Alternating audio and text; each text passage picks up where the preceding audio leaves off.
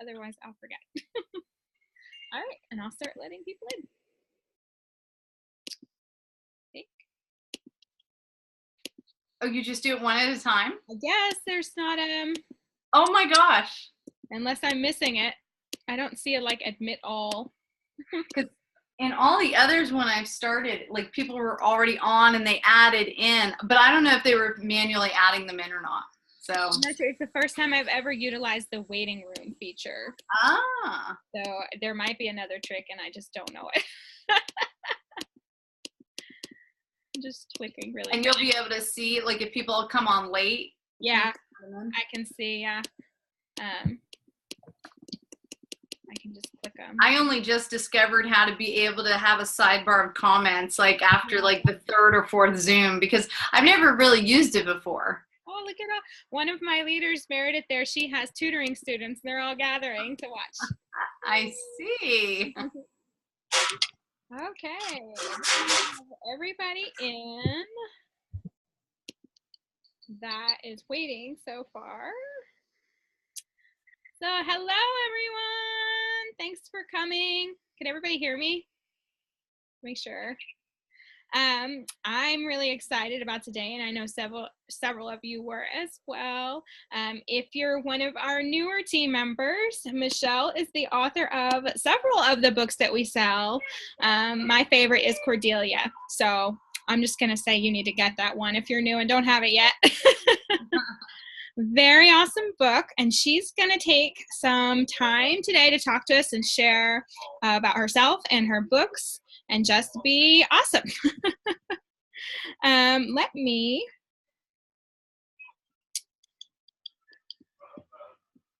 I have a weird view on mine. I want to make sure that everybody's seeing you. Okay. And while you're doing that, just because I see that there's children here, I want to explain, like, this isn't Storytime Live. Storytime Live is Wednesday nights, and that's super kid friendly and everything. It's only half an hour. What I'm about to do tonight, just so everybody that's watching, in case so you know the timeline of what I'm about to do to help you, especially if you got kids watching right this second, is I am about to tell you the story of how I got to be an author and illustrator with Kane Miller and EDC, and I start kind of way back. I talk about my divorce. I talk about things like that. So, and nothing's inappropriate really, but it's not necessarily like entertaining for children, although I've had children watch and that's fine. Obviously it's as kid friendly, but I do talk about some hard things that happened to me and things like that, just so you know. So I talk about my story, and then and I'll show you my books in a minute, and then we do a Q&A. And then at the end, I will read all 4 of my books. That'll be like the last 20 minutes. So I'm going to talk about 20 to 25 minutes. Then we will do the Q&A, and then the last 20 minutes is going to be reading my books. So I just want to let everybody that's watching know that if there are kids watching, if they want to do something else for half an hour, if they want to watch, again, I don't say anything inappropriate at all, but it's my story of kind of from 16 years old to here. And there's a reason I go so far back, and I just want to let everybody know that. So is that okay, Dusty? Yes, that's totally fine. Okay. I just, like, if kids are like, oh, this is boring adult stuff, like, so that you know the timeline, be like, okay, go play, and I'll call you when she starts reading, because I will. For anybody that does not know, I have 6 books with Kane Miller, and I have 6 books. I'm like, one of my books is missing. I have 6 books with Usborne Kane Miller. I am hearing something. Is that me, or is there somebody not muted? Like, there's a loud feedback. You okay? Okay, as long as you guys hear it, okay. All right, so in 2011, Dogs, and Cats came out, and those were my first 2 books with Kane Miller Usborne, Books and More. After that, in 2012, was Jonathan James and the What If Monster. The following summer came Bob as a Unicorn, and then we changed things up and did a January release in 2015 of dog and mouse, and I'm not a fan of January releases. They really mess with my school visits because all of a sudden I got to change direction in the middle of the year and like I got to add dog and mouse in. And then in 2016, summer of 2016 came Cordelia. And finally, I have 2 new books coming out for you guys in March. I'm not at liberty yet to say what they are. It's killing me, you guys, I want to tell you. And you might hear some clues about it as I talk because I have a big mouth and it's really hard for me to keep secrets from you guys, but I'm trying really hard because it'll be super fun. I'm allowed to start promoting it in September when the art is due, and I am working on the art right now. Today I spent all day working on the art for the books that will be coming out for you guys next March. So I'm super excited. So this time next year, I will have 8 books with Usborne K. Miller. And one of the reasons that I wanted to do these talks with you guys is because this company has grown tremendously since I started back in 2011 with you guys. I don't have any other books with any other publisher right now because I love this company so much. I always offer my books first to you guys, and Kira buys them usually, so I don't bother going to any other publishers. So I don't have a contract with them. I am not exclusive in that I can only write for Kane Miller Usborne. It's just that I love you guys, and so I always offer you my books first, and Kira a lot of times buys them.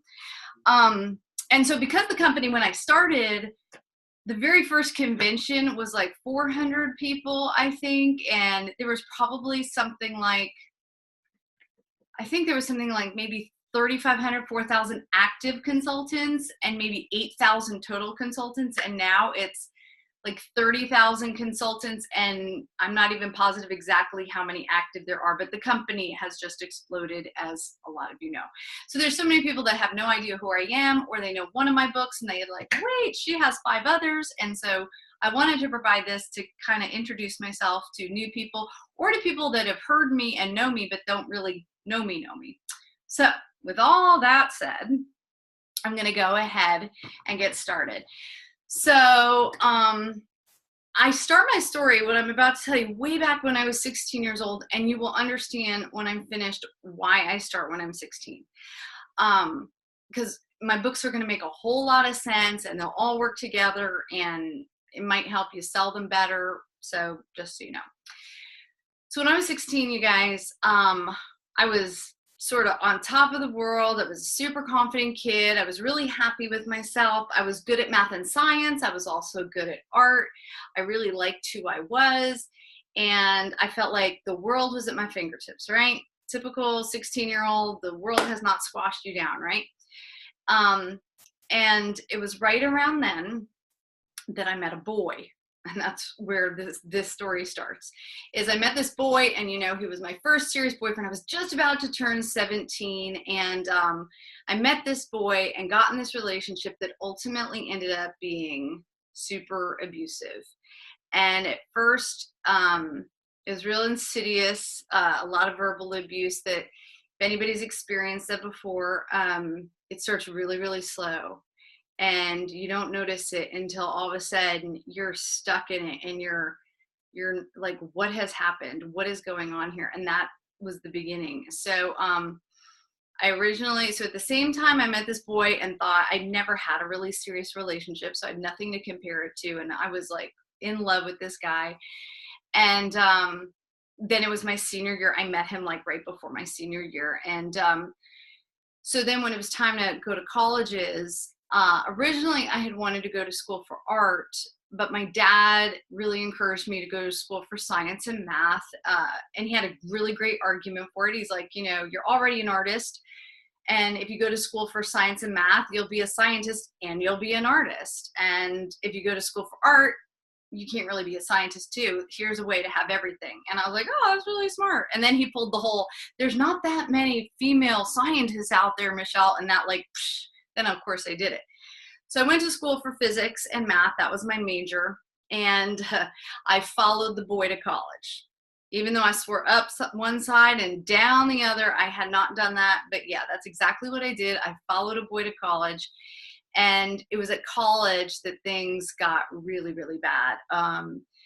The verbal abuse got out of control. Nothing I could do was right. Anything that was wrong was always my fault. And then eventually it turned to physical abuse, and it got even worse. The physical abuse got even worse after I broke up with him. And I didn't even break up with him until sophomore year. Like, it's crazy how that situation messes with your head. And when you find somebody that really knows how to manipulate you, it's always your fault. And somebody doesn't have to tell you it's your fault.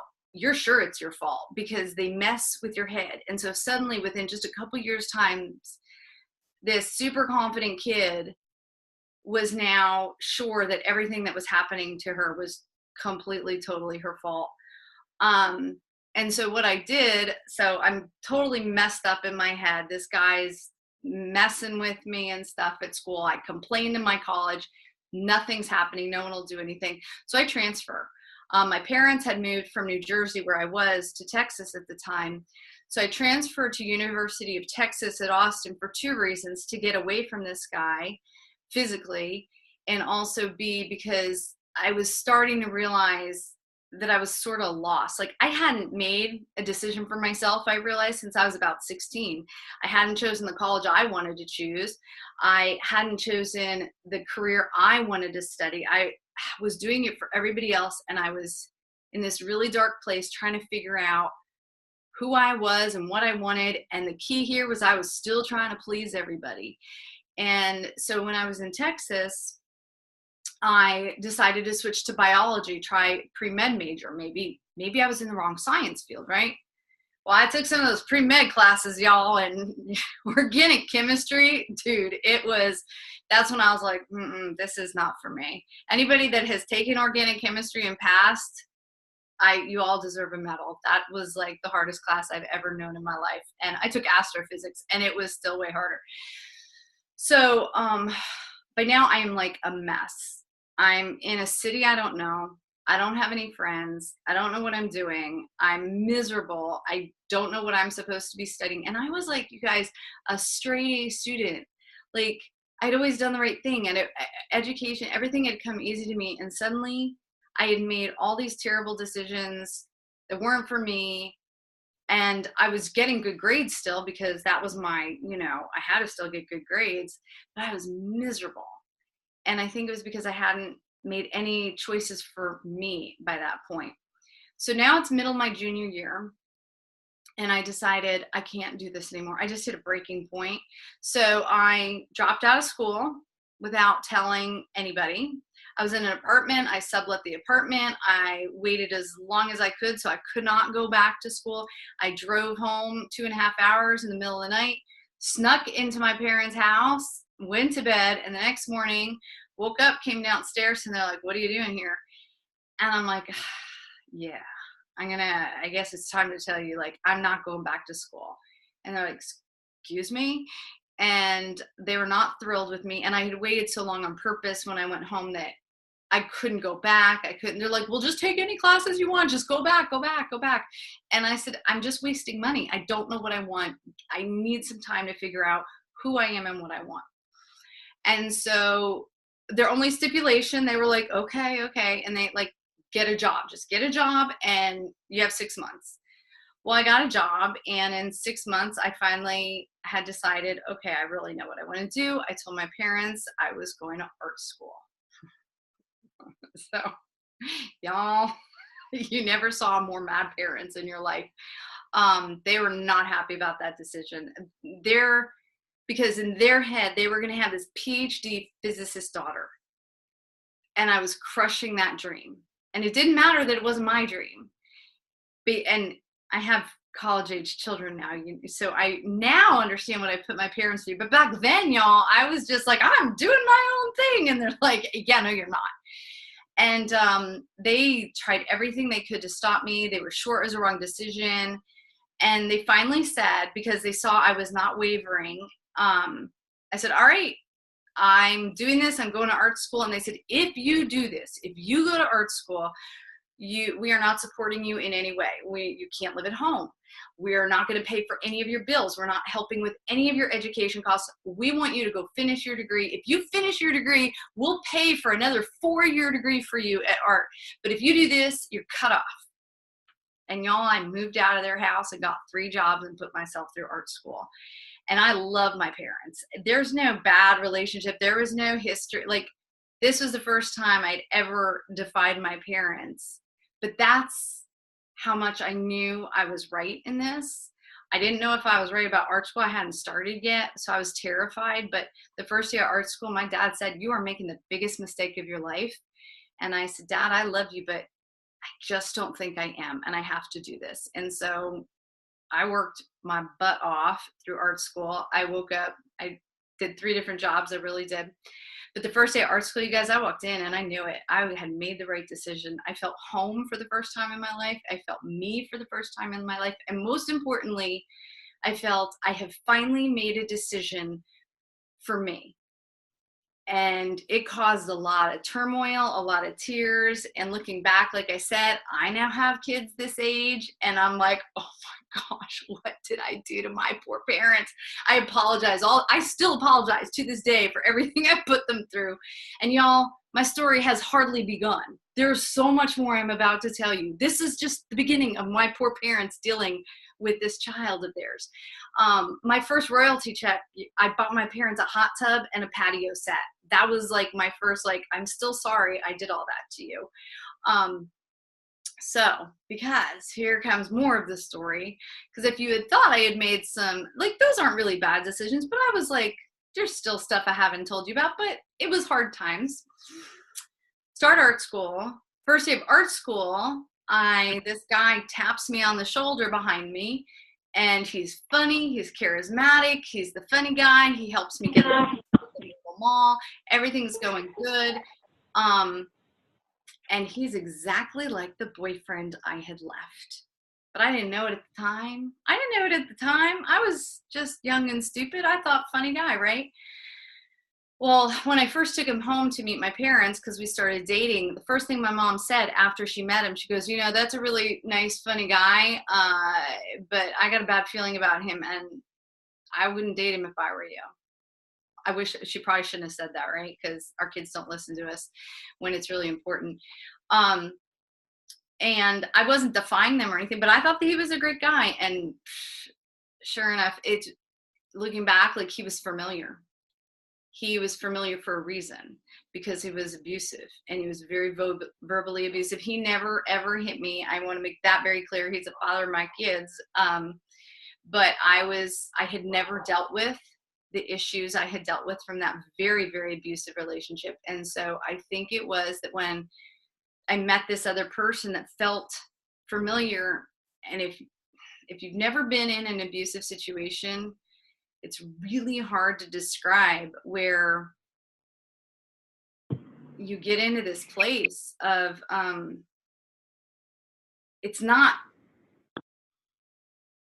it's so hard to describe if you've never done it, but it's almost like, and this is going to sound messed up, y'all, but it's like a comfort, like when somebody treats you wrong and your brain is so used to that suddenly it feels familiar. And I, hook, line, and sinker, got right back into another abusive relationship. And then, and I'm just telling you the truth. And I think back and I'm like, oh my gosh, did I ever think things through? And I swear, I'm a smart person. I was, but I don't know why I made some of these choices that made my life so hard. And I knew it too, you know.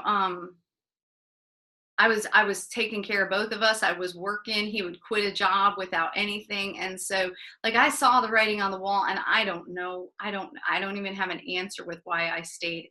And then I found out I was pregnant 6 months before I was graduating. And so I graduated, no, 7 months, because I graduated art school 7 months pregnant. So that was a real super proud moment for my parents, I'm sure, because I'm not married. 7 months pregnant. First time they ever came to my art school was when my portfolio show, and when I graduated.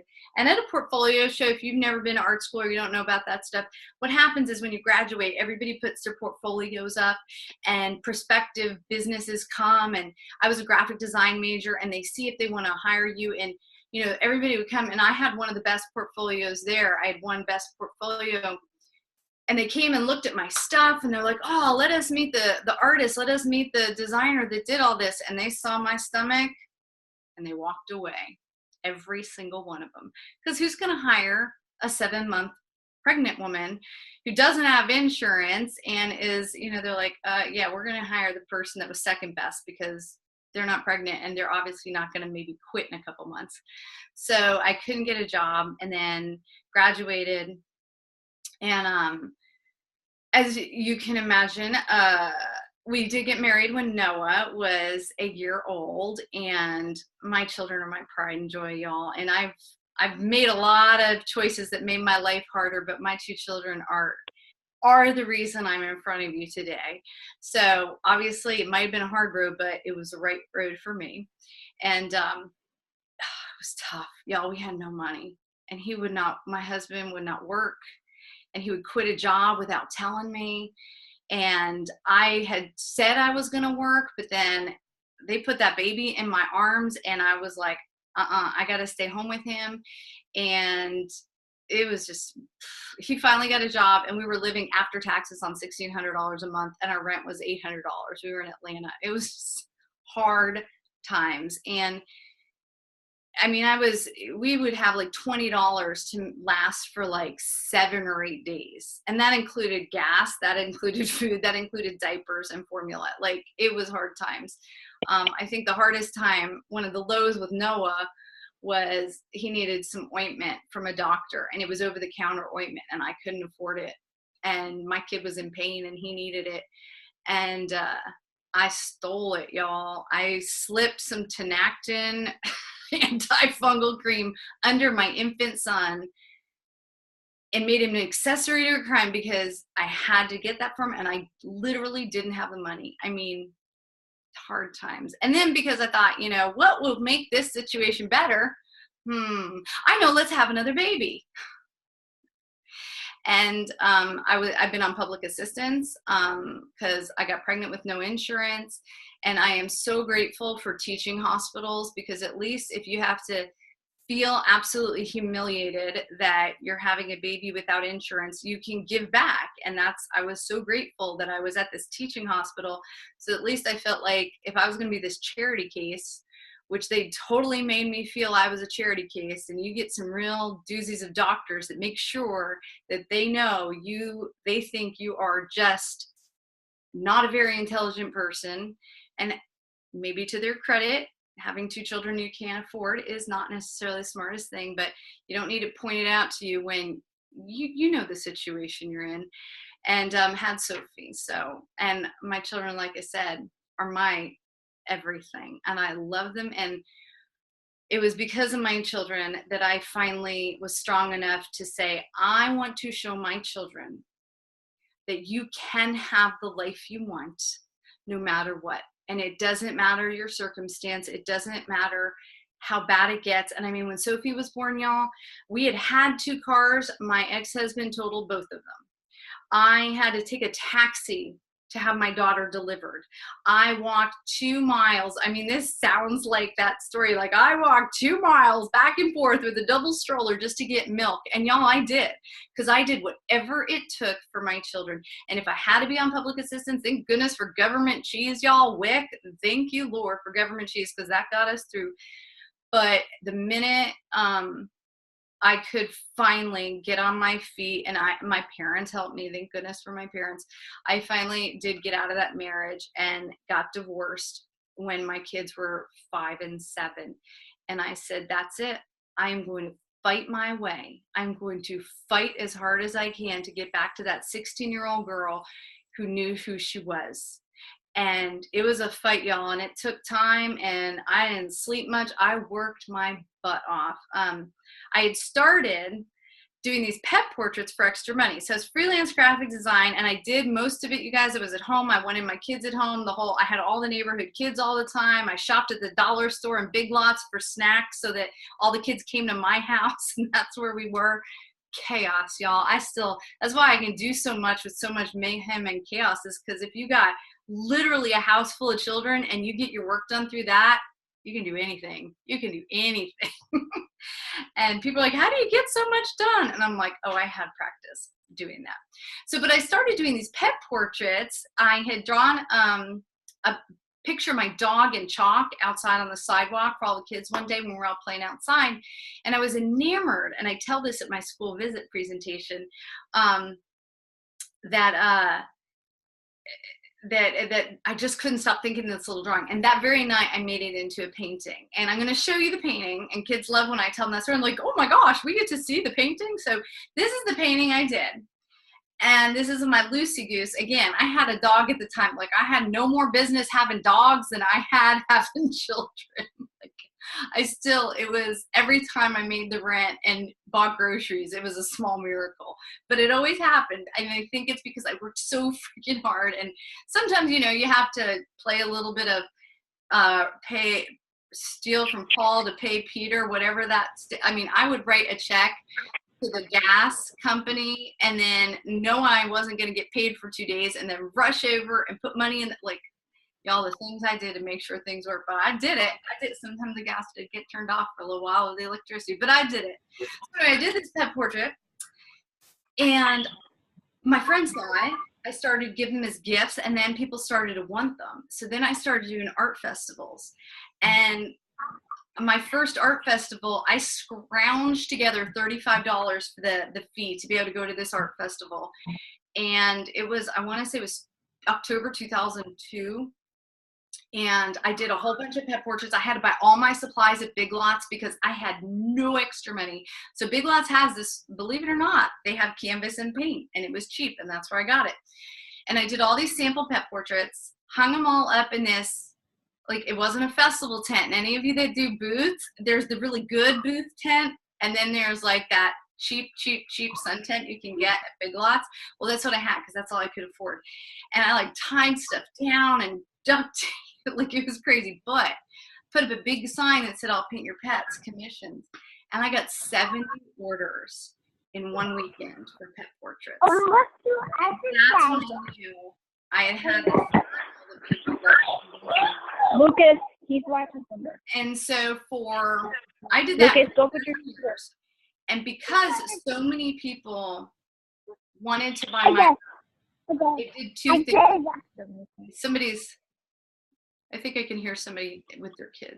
All right.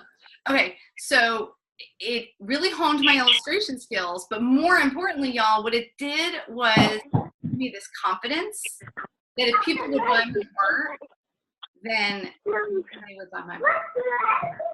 And so now we're getting really close to where I have my books, but it still was years away because I started practicing and I was researching. Y'all, I can't stress enough how much research is important, especially in publishing. So I figured out how you get an agent and how you submit and all this stuff. And finally I had an idea, and it took 3 years of rejections, 1 year of rejection getting an agent, 2 years of rejections from publishers. And finally, in 2010, Kira said yes to Dogs, Dogs, and Cats, Cats. They came out a year later. And now you might understand why these books were about dogs and cats, because I'd been doing pet portraits. I'd done over 800 pet portraits. And that's where these books came from. And Lucy ended up on the cover of that. And what's cool is Kira changed that cover. I picked a different cover. I picked this cover. Kira changed it to Lucy without telling me. So seriously, y'all, imagine that moment when I was like, what? My first book has Lucy on the cover, and that wasn't even on purpose. Kira did it. Like, that was like this magic moment. And another thing I like to tell about why I'm so sure this company was the right fit was when I first found out that Kira wanted to buy my book. And anybody that's watching, in case you're super brand new, Kira Lynn is the editor, and she acquires the titles. She's Kane Miller of Usborne Books and More. The and More is Kane Miller. So Kira's the one that acquires the titles. So when she said she wanted Dogs, Dogs, and Cats, Cats, of course I was like, yes, yes. And then I start researching the publisher. You don't really research the publisher and then say yes. Usually you're just like, you said yes, yeah, you can buy my books. So I'm looking through the catalog online, right? And years earlier, I had always gone into bookstores and read stacks and stacks of picture books, but I could never buy any because I never had the money. But the ones that would make me cry, the ones that I would just resonate so deeply with and would touch me so deeply, I swore those were the ones I would write one day.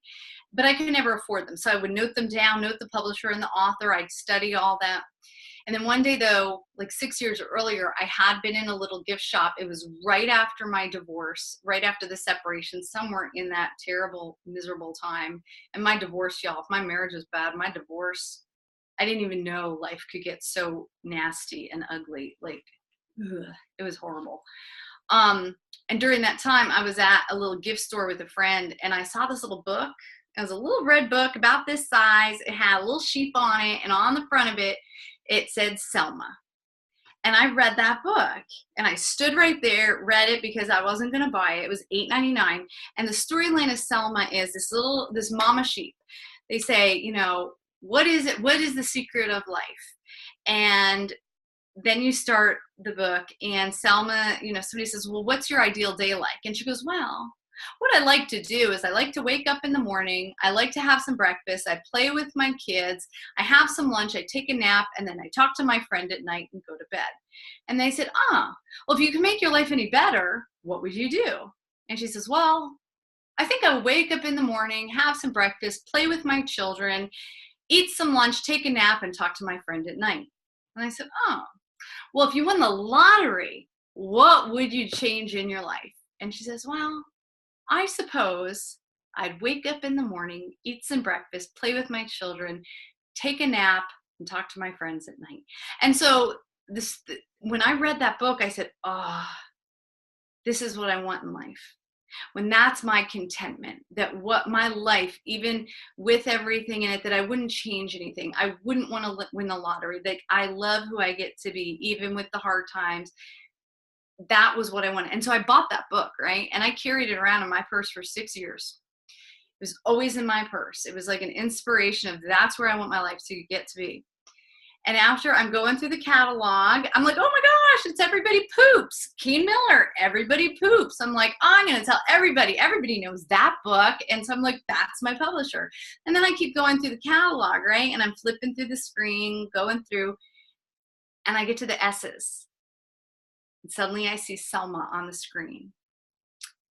And my purse was literally hanging off the chair, on the back of the chair I was on. And I look over, I reach into my purse, I pull out Selma, I turn it over, and I see Keen Miller. I had never even thought about the publisher before. And Kira, that's my publisher. And for 6 years, I had carried a book around in my purse by my publisher, who became my publisher. Now, I'll tell you what, if y'all don't believe in manifesting, let me tell you, it works. And it's in some of my books, which I'll read in a few minutes. But that is the story, how I came to become an author for Keen Miller. And I love this company, y'all. You do something that I just don't think any other publisher out there does. It is why I will always offer books to you guys first. You get the books right into the hands of children. There isn't this big marketing. There's no glitz and stuff that all these, like, you know, there's great books out there. We all know there's great books with other publishers, but you guys just do something so special, and it's so amazing. And I love this company so much. And as I'm reading these books in a few minutes, as you just heard that story, now some of these titles I think will make more sense to you. And I can tell you right now, I did not do any of this on purpose. I didn't write these books this way on purpose. It's just, I guess, how I was expressing what I needed to express at the time. So that's kind of how it came. And once, I'll tell you what, those 2011, that was like, then that's why I've written almost a title a year. And I keep going and going because the ideas keep coming. I hope they don't run out. And I'll read those in a few minutes and add some more as I read them. But I would love to take any of your questions right now if you have any. And so again, the kids that are watching will do a little bit of questions, and afterwards I'm going to read all 4 of my main titles. I won't read Dogs, Dogs, and Cats, Cats, but I'll read the 4 others. Just make sure if you have a question to unmute yourself. Yeah, that would help. If you don't know how to do that, there's a little microphone that should have a red slash through it, and you can just click it. I think it's the same on a phone.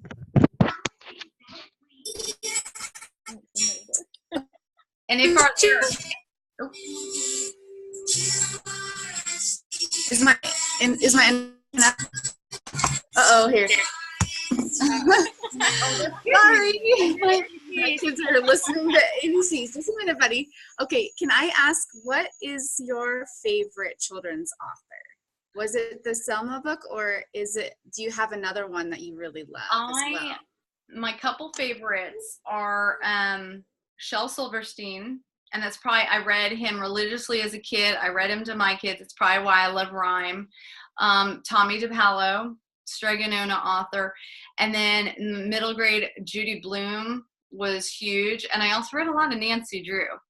And so those are probably my favorites. And I also like Lois Lowry. She's the author of The Giver, and Madeline L'Engle. Oh, Lord, I love that woman. I love her books. I love her writing. So those are my biggest probably influences and the ones I love the most, yeah.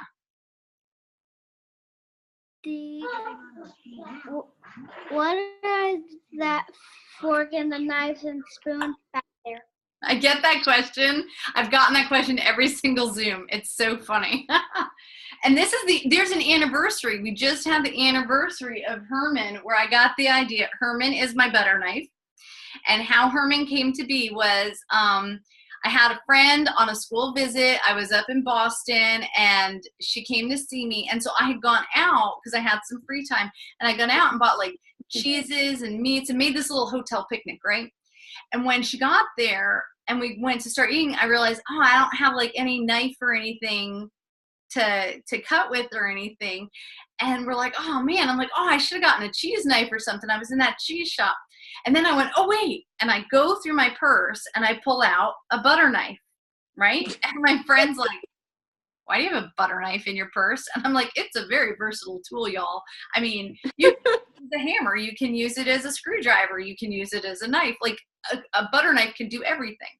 So when we got back, and that just became this running joke of, and then I had met this police officer named Herman in Boston, who I was trying to navigate the subway system. And that's where I got the name from. And he was just a super nice guy. And that Wednesday for Storytime Live, I wanted to do something different. And this was in 2014. So I didn't have Dog and Mouse yet or Cordelia. And I was like, I want to do something different. And so I put up on a Wednesday. And if you don't know what Storytime Live is, every Wednesday at 7:30 Eastern, I do a story time with one of my books that give away gifts, right? Well, for that story time, I said, I'm challenging myself to write an entire children's book about Herman. And I put it up at about 10 a.m. And y'all, by about 4 p.m., I had nothing. I'm like, oh gosh, I can't do this. I don't have a story about a butter knife named Herman. And so I thought, you know what? I'll make story time about sometimes you set goals for yourself and sometimes you fail. And that's a lesson for kids. So, which it is, except what happened right when I let go and took all the pressure off myself, I got this idea. And it became his story. And seriously, in an hour, I wrote the whole thing. I read it that night. And it features, this is Alfred. He's the fork in it. And then there's Flora. She's the spoon. And then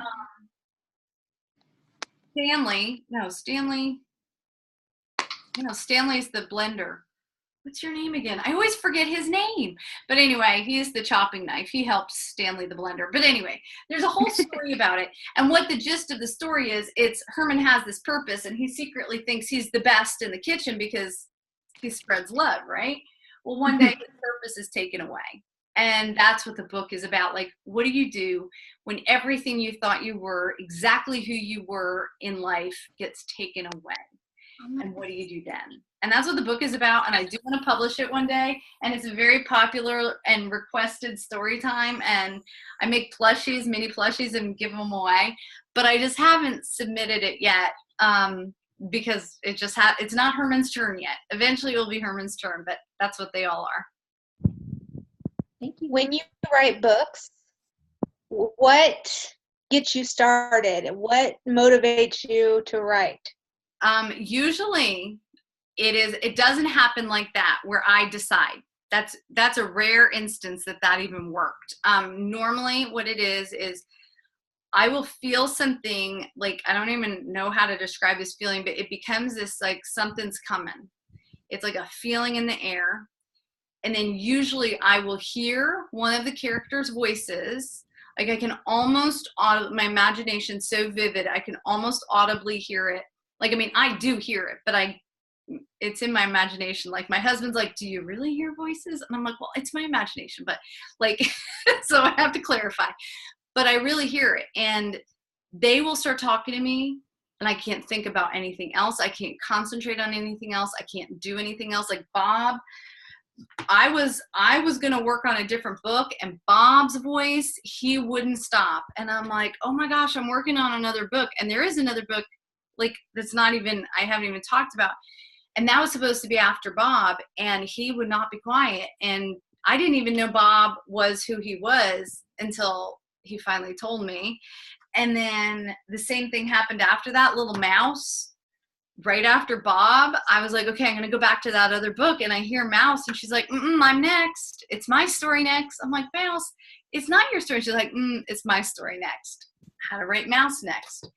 And then Cordelia, she came after a writer's retreat, and I literally heard her voice, and it was 3 months after a writer's retreat, and she whispered, I heard the whole sentence, my name is Cordelia and I can fly. And I was like, what? And I wrote about 15 pages just that whole morning. I just wrote and wrote and wrote, and finally I got to her story. And that's how, so that's usually it is, and it becomes obsessive. I can't concentrate. And if anybody is friends with me on Facebook, and if you're not, please friend me on Facebook. I have a lot of fun on Facebook with you guys. But Beatrice, she started talking to me a year after Cordelia was out, and she told me, I didn't know she was the whale at first. I hear this voice, and she's like, well, hey, I'm the one that taught Cordelia how to fly. And I'm like, really? And she's like, yeah, and I'm a whale. I'm like, what? She's like, yeah, I'm the whale in the book. I'm like, oh. And she's like, I'm 904 years old. I'm like, what? And I didn't know her name for a long time. And for a long time, I wasn't positive her name was, and they're not even close names. I don't know why, but it was either her name was going to be Eleanor or Beatrice. And it ended up being Beatrice. But I have to wait. And then when I get it right, it's a feeling inside me. Like Bob being a baby elephant. Like, that's how I knew. And that's the best way I can describe it. I love how you have like secret backstories to your characters. What is your favorite secret backstory you can like sneak in and give us a little snippet of? Well, you know, Beatrice is Cordelia's whole entire story. So there's a lot there. Like, one thing I just found out about Cordelia, and I'll tell you something about Bob too. But Cordelia, I just found out her middle name is Joy, and it was because Cordelia has an older sister named Janie, and her sister's name is Jane Charlotte, and it is because her mother loved the Bronte sisters, and that's why Janie has her name. Cordelia is Cordelia Joy. Her mother calls her Cordelia Joy. She calls her her full name most of the time, so that's a little secret there. And then Bob is a unicorn. This secret, I know what happens before this book, and I know what happens after, and I'll tell you the beginning, and when I read it, I'll tell you what happens after. But a lot of people want to know about that donkey. Well, the donkey's there for a couple reasons.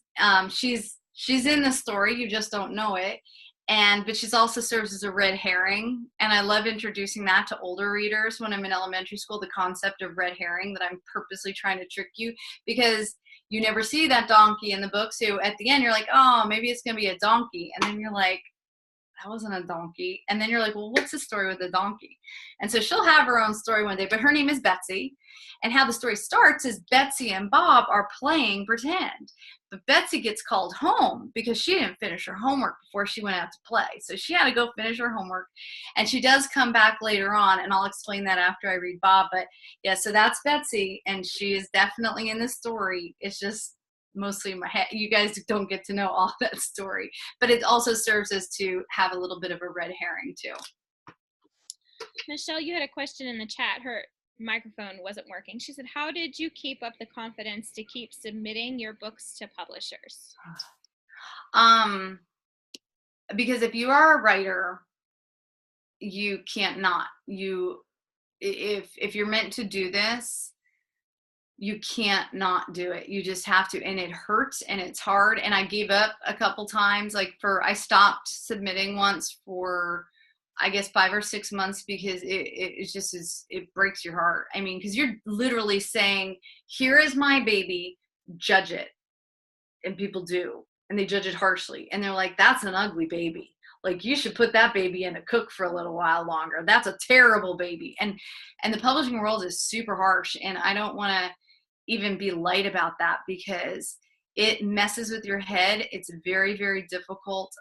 It's wonderful when it happens, but rejection hurts and it's hard. And I think it was because I wanted to tell my stories. I wanted to be in the schools. I wanted to talk to kids, and I was willing to work the other jobs while I did. I was not able to, I work graphic design jobs.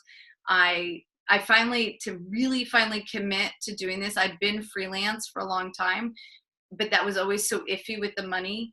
And so finally, I took a college that I freelanced for, a community college, finally offered me a full-time design job. And y'all, it felt like death when I took that job because I felt like I was giving up. But I needed an income to count on. I had been exhausted from trying to make it work for so long. I was doing pet portraits and I was worried I was giving in. And I'll tell you what, the first time I worked for 8 hours and then I got to go home and be done. And then 2 weeks later, money magically appeared in my bank account. I enjoyed that. And so for about 6 months, I stopped submitting. I stopped doing anything because it just felt so good to not get rejected. It felt so good to not be failing. It felt so good to have money in the bank and money I could budget. And so I did that for a while. And I think I mentally really needed that rest because of the divorce and everything else. And then finally, I was like, and then it became more painful to go into the cubicle than to get the rejections again. So I started back up at it. And I just think it's a calling. It's something you have to do. And I did, my agent was in California. And so I would come into work and she'd send out all my rejections for the day, like at midnight. And I'd wake up to all these rejections. And I finally had to tell her, please don't do that. Like, you ruined my whole day. Like, when you have rejections, just please save it for a different time because I can't start my day at 8:30 a.m. with 3 different publishers that said, no. So, it's you just have to. You're a glutton for punishment because you just have to do it and you don't stop.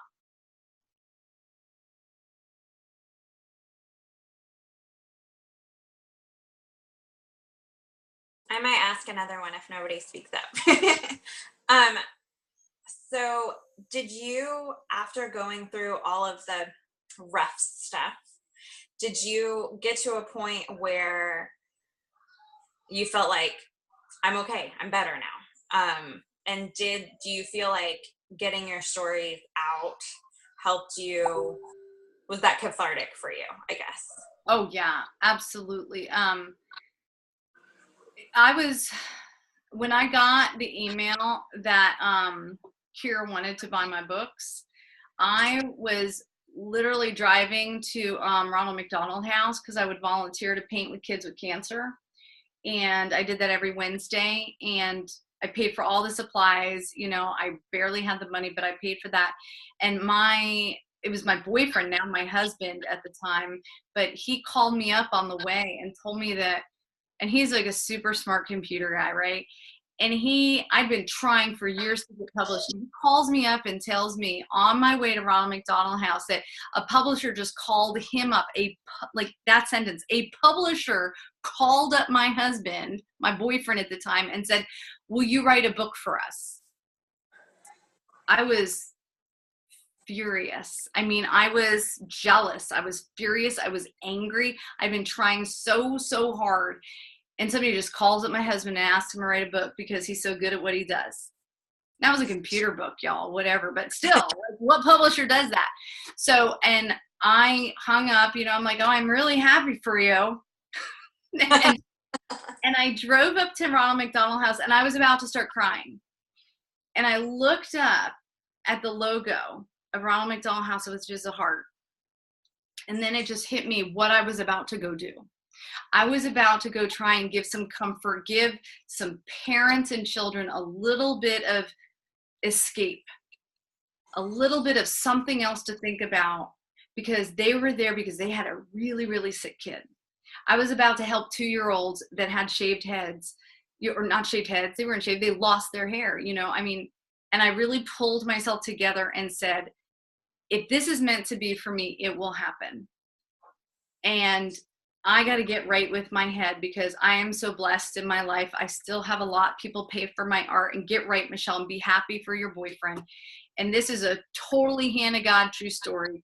And I literally like said a little prayer and said, I am sorry. I'm grateful for everything I have. My time will come. And I never took my phone into Ronald McDonald House, but I checked my email right before. And literally I checked my email, and that is the moment that I got the email that Kira Lynn wanted to buy my books. It happened right after that. Like, there's so many of these God moments in my career. And I think it is because I once stood at the ocean, and this is another true story, y'all. I make a lot of promises to God and the universe. And probably right before, it was in the midst of my horrible bad marriage. It was right before I got out of it. And I stood at the ocean, which I love. And we weren't living anywhere there, but I was on vacation that I couldn't afford. My parents paid for me. I was humiliated about that. And I stood at the ocean and said, if you ever give me this career, if I am ever blessed enough to have the career that I know I want, I promise I will use it to always serve children and to help people and inspire people. I will always use my career to help heal and to serve. I promise you that. And then eventually, when it did finally happen one day, yes, it was very validating. But I am no overnight success story. I worked on this, you guys. It was years. It was years and years. And it happened when it was supposed to happen, not when I wanted it to happen, because I sure wish it would have happened a lot earlier. But it happened exactly when it was supposed to happen. So yeah, it was. And rejection, by the way, Beatrice, I offered it to Kira and Kim Miller. They said no. So rejection still hurts, y'all. It was horrible. I was really in a bad place for a little while, because I was so sure they were going to buy that book.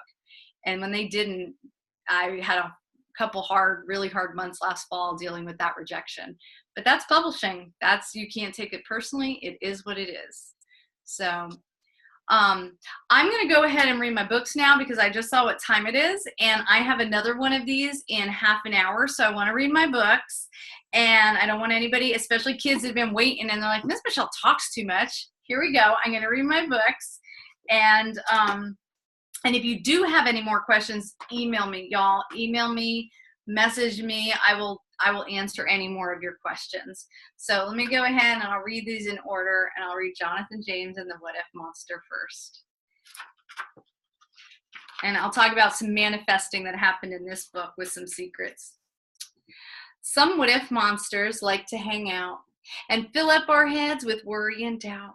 They're sneaky and quiet and quick as a blink. The words that they whisper can change how we think.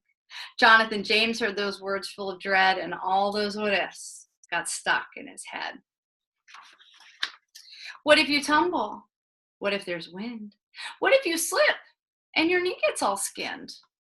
Oh, all those little curls, you might notice they make S's. That's because my daughter's name is Sophia. What if they giggle?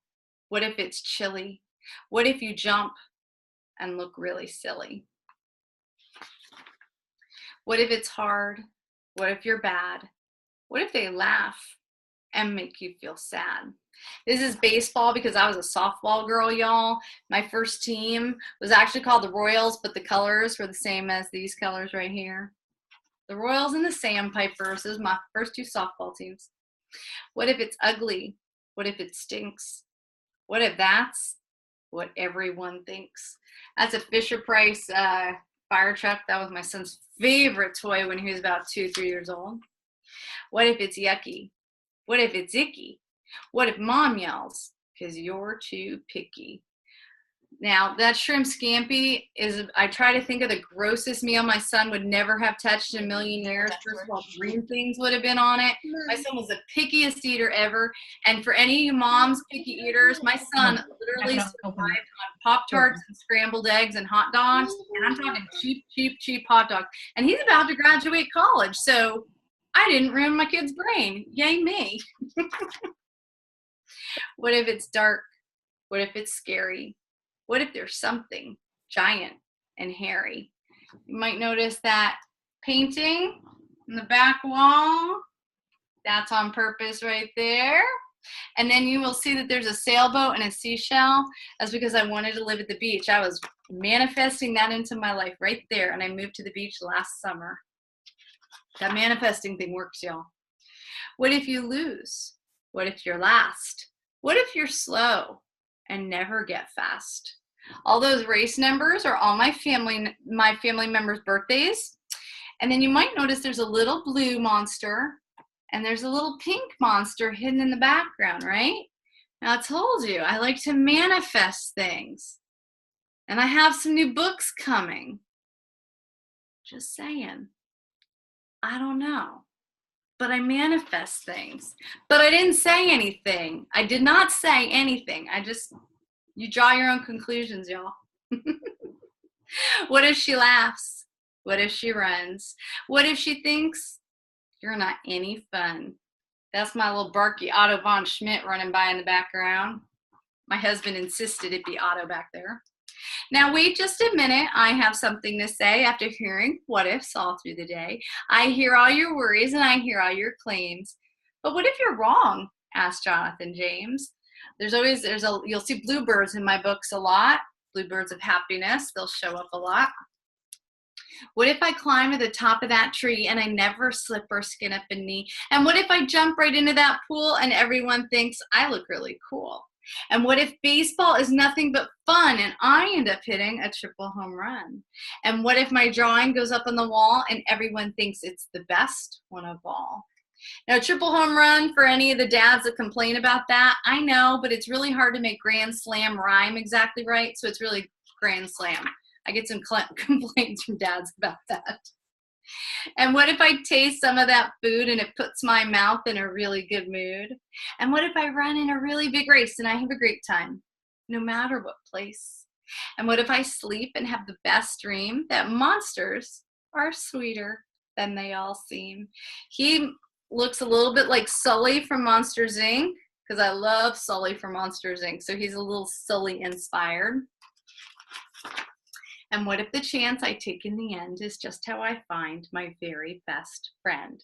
So even the what if monster, he took a chance. He used a floaty because he's extra careful about it. But I'm a risk taker, y'all. My husband is not. He's actually the reason I had the idea for the book, because he was what ifing me one day. And I always say, you use this guy as your secret weapon. Give him your worries. Let him worry for you. And this little trick you can use with your imagination, you guys, it works. Because if you can clear those bad what ifs out and you put those good what ifs, that is the energy you present to the world. What if I do it? What if it's amazing? What if that's the best thing I ever did? And you know what, you guys? The bad thing's going to happen. You're going to get rejected. People are going to say no. You're going to fall down. You're going to get hurt. But you know what we always forget about when all the bad stuff happens? There are always people to help us. There's always people that are going to help us up. We're going to learn a lesson from it. A lot of times the bad thing teaches us something that we needed to learn about ourselves. And it stinks and nobody likes that hard part. But boy, when you really concentrate on those good what ifs, you get them so much more often, I think, when you put that energy out there. So just use him as your secret weapon. All right. Oh, Cordelia, I'm sorry. I made you go upside down. Oh, George, I'm sorry about that. Talk to them. I hear them. Here, we'll put what I've done there. Okay, next one. Let's do Bob is a Unicorn. And I like to read this one because this is a very misunderstood book a lot, and that's okay. It's more of a right-brainer book. Left-brainers, sometimes very literal left-brain people, they're like, oh, I don't really get it, but that's okay. But sometimes when you hear me read it, you get it a lot more. So it's sort of an autobiography, y'all. You might get that as I read it. Bob is a Unicorn. Bob Well, he's not a unicorn. Everyone can see that. Everyone but Bob. Whoa, Bob, what are you supposed to be? Well, I'm a unicorn, Marvin. Can't you tell? No. Well, I am. Hey, Bob. Hey, Stella. What are you supposed to be? You can't tell? No. Hey, Bob. Hey, Ted. What's that thing? It's my horn. I'm being a unicorn today, see? No, not really. Margot, you can tell what I am, right? Besides silly. Now, Margot has a heart on her chest because what she said was kind of mean. She's not really a mean person. She's just one of those people that just like into their head, out their mouth, into their head, out their mouth. Doesn't make them a bad person, but sometimes you just want to be like, could you just think a little bit before you speak? We all know a Margot. We all do. George, I don't suppose you... Bob, don't you have more important things to be doing? I'm playing. I'm being a unicorn today. It looks like you're wasting time to me. George. Like, by the way, these are all people in my life. These are all based on people I know. Because these are the people that, like, you know, when you say you're going to go be a children's book author, sometimes you get some resistance. Henry, look at me. Guess what I am? Oh, Bob, I've been up since the crack of dawn. Just, you know, go ahead and tell me what you are. Oh, sorry, Henry. Sorry, I combined his with Larry later on. Hi, Francis. Can you guess what I am? Bob, I'm too old to play games. Just go ahead and tell me what you are. I've got things to do. Never mind. Hi, Larry. What are you doing? Working, Bob. I'm working. Say, what are you doing? What's going on there? Oh, I'm playing. You know what? I am kind of busy, Bob. Oh, bye, Larry. I'm married to Larry. His real name is Kevin.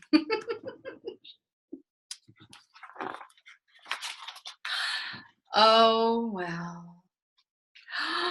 Oh, look at you. You are the best unicorn I've ever seen in my whole life. I mean, look at your mane. Look at your horn.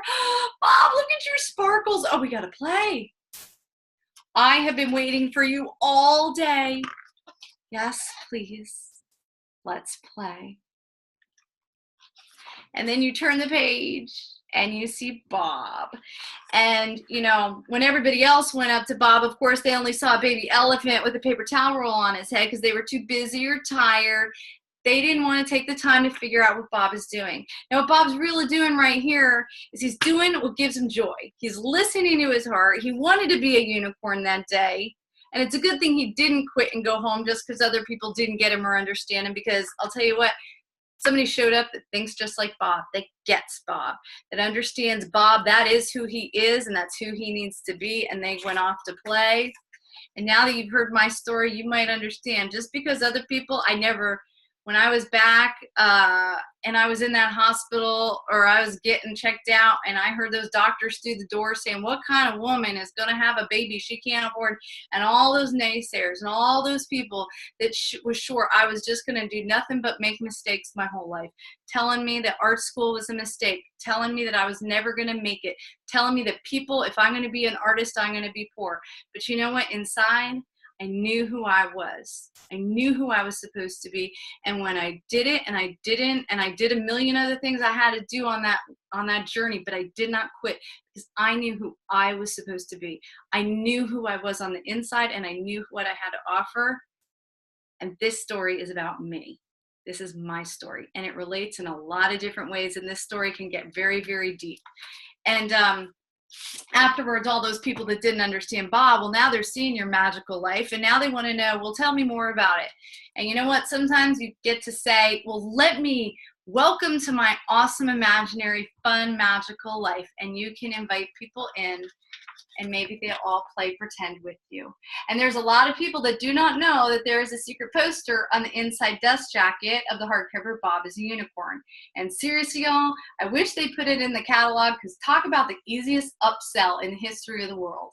You tell people there's a secret poster, would you rather sell something for $6.99 or $14.99? And I am glad that my books are coming paperback, because everybody then can afford them.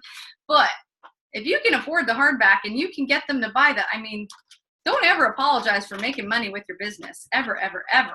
Because we all help each other when, you know, you're helping somebody get an awesome book and you get to make money, and that's what it's all about. Never feel bad about making money with your business. But seriously, easiest upsell ever, right? Okay, and I'm hurrying on purpose. I know I'm talking fast, but I'm just going to start the next one right after. But I got to read y'all my books. And Dog and Mouse is next. And this is a little bit my sleeper hit. Some people don't know this book is out there. And I have fans of this book. And out of all my books, this is their favorite.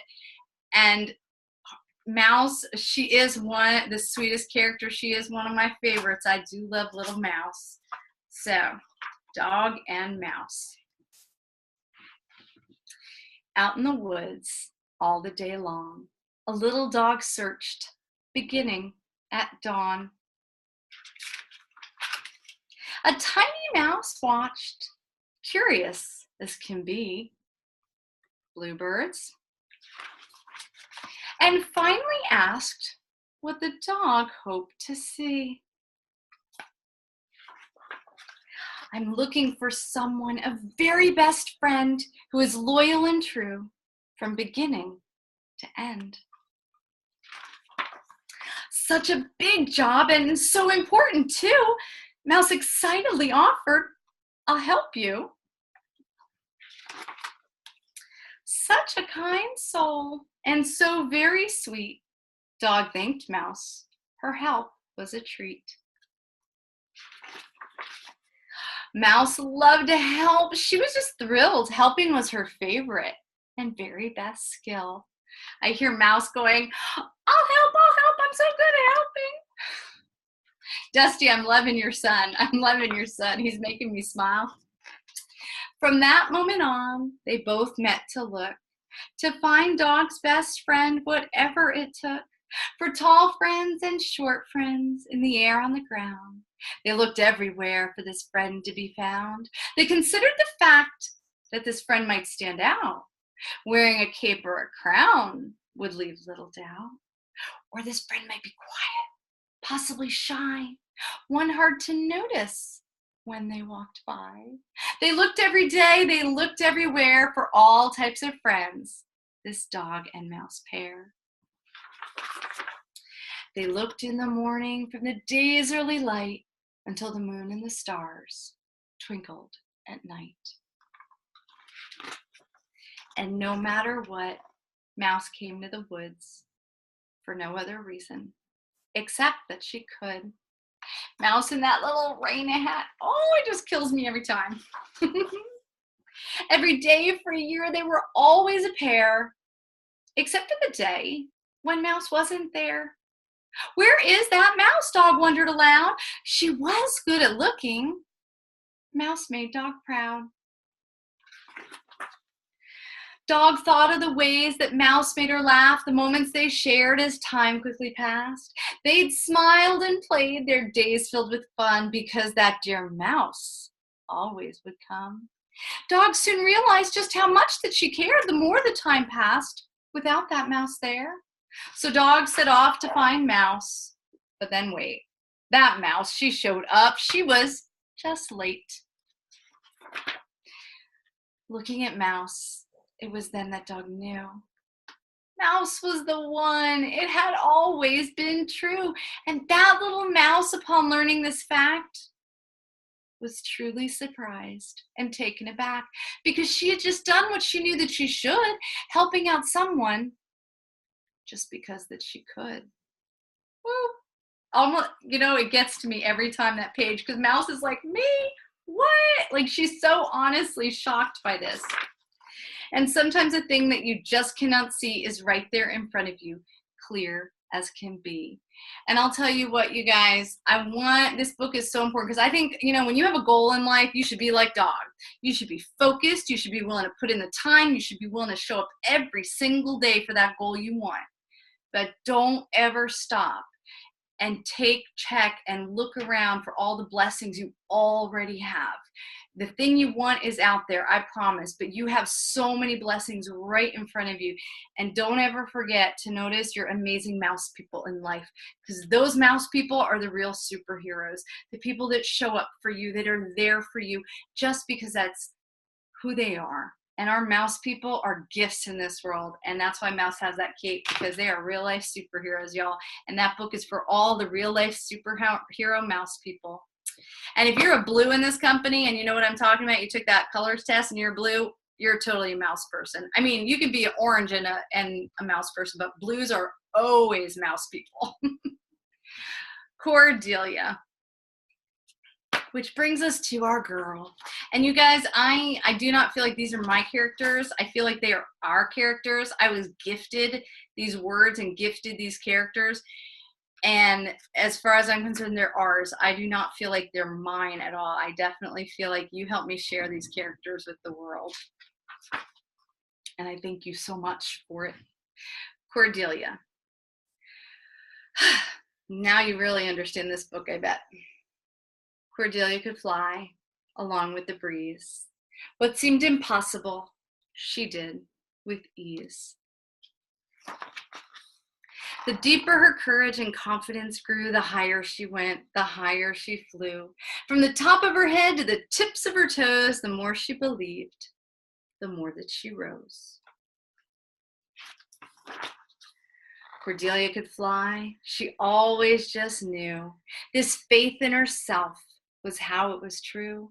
When she trusted her heart and trusted it whole, she could sing with the birds, songs filling her soul. There's my bluebirds. From up overhead, the earth sparkled and gleamed, a world filled with friends, with magic and dreams.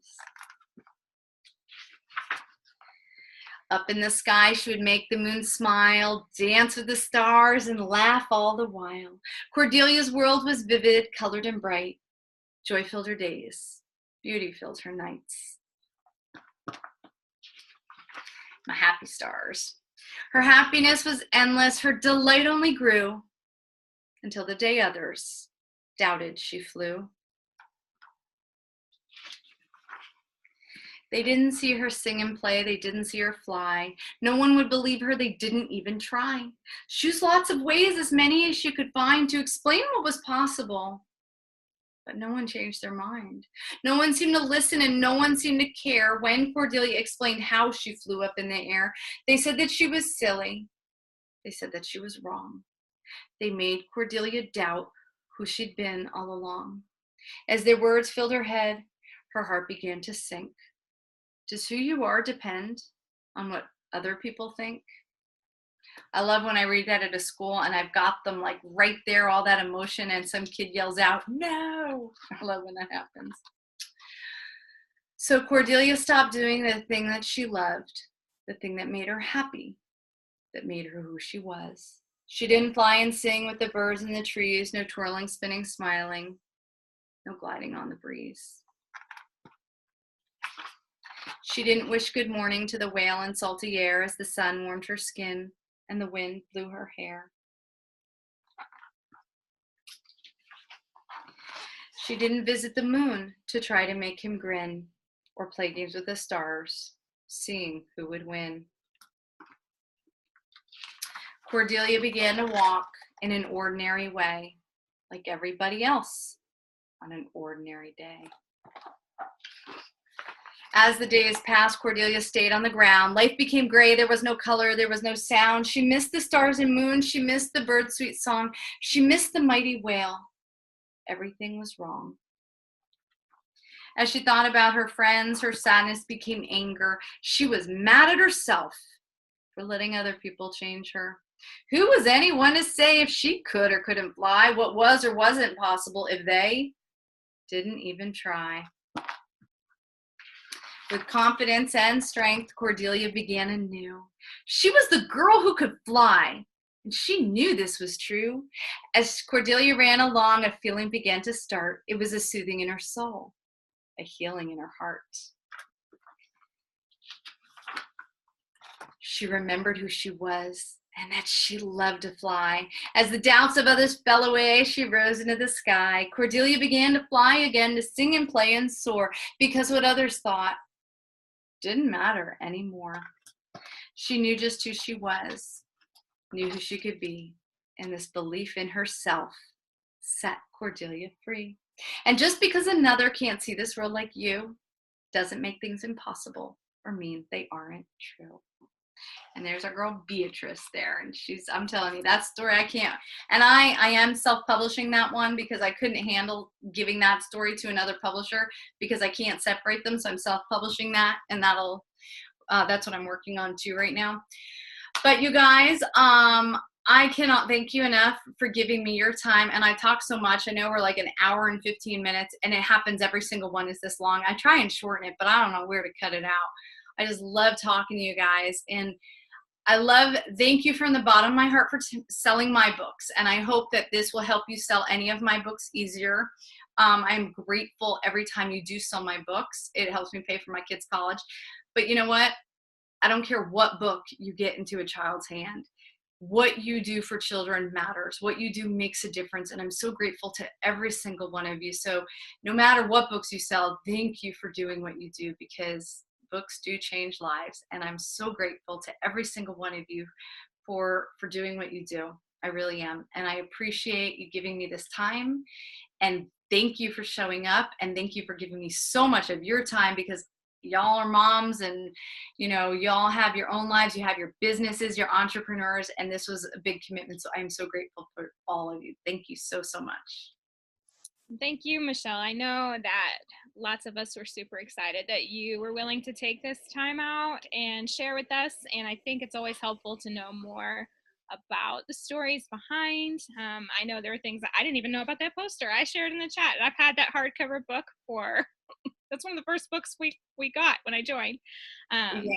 And it's always helpful to share with our customers some of these little tidbits. I think the more they can connect with the story, the more special a place it holds in their lives. So I really appreciate you doing this for us. Well, you're welcome. And I'll tell you what, Bob is a constant surprise to people, that poster. There's people that have been in the company 20 years and they're like, wait, what?